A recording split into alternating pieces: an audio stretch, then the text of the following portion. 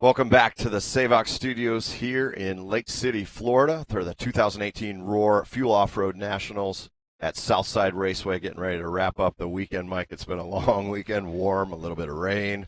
A little bit of everything. Yeah, a little bit of everything. But today, hot, humid, sticky, 87 degrees, and when we thought it was going to rain all weekend, or especially on Sunday. Yeah, I was going to say the main thing today for these racers is no rain, which I think everybody's happy about. Obviously, we saw a little bit of a shortened race program anticipating a full day of rain today, and we saw that on the weather up until last night. And I'm not going to be the one to say that the weather guys are always wrong, but maybe they were wrong this time. I don't know, which was good in our situation. Correct. Well, Tessman with the win, Rift in second, Cavallari third, Tebow, last year's champion, ends up fourth. Talk to me about Tebow's weekend. Yeah, I think Tebow started off in truck, and he had a little bit of a rough start in truck, but I think he came back out, and I think he was really happy with his overall finish in truck.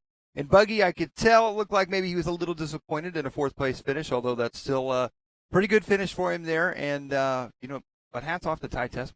I mean, how about that?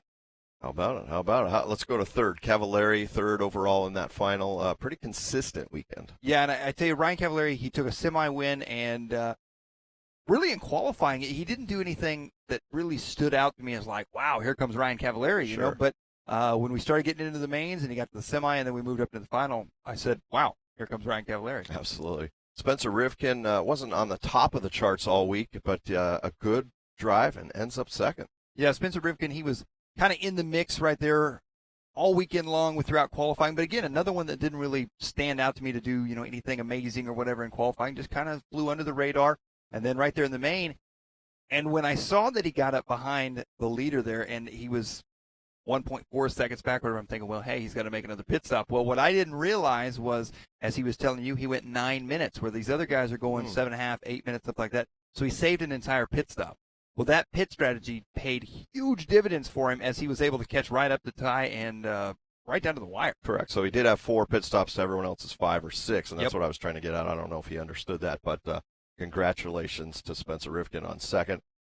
What about Ty Tessman? Has top of the charts every qualifying round and comes out and wins the final. Not without a few mistakes, though. No, he did have a few mistakes here and there, which is kind of rare to see from Ty. But even like Ty said there in his interview with you, he was saying that he thought Silver State was the hardest track he's ever raced on, and this was definitely a tricky track. There was a lot of different elements to deal with, and as Ryan Mayfield said earlier, the weather and the heat and the humidity, hard to get these engines tuned quite right. It's hard to pick tires. These guys are switching compounds, treads, just trying to chase for something, and overall the whole package. And then his parents, just flawless They pit were, crew. no kidding. Oh, unbelievable, and he pointed that out as well. Yeah, so fantastic run for him. He is your 2018 8-scale truck and buggy national champion, so doubling up again.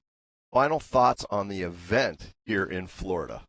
My honest opinion, it's been absolutely fantastic. It's been hot, but I tell you what, that's part of outdoor off-road racing for sure. I think the Southside RC crew has gone above and beyond, and I was talking to them a little bit, and just all the little details from the Jumbotron, the banners, the programs, the lanyards, just everything.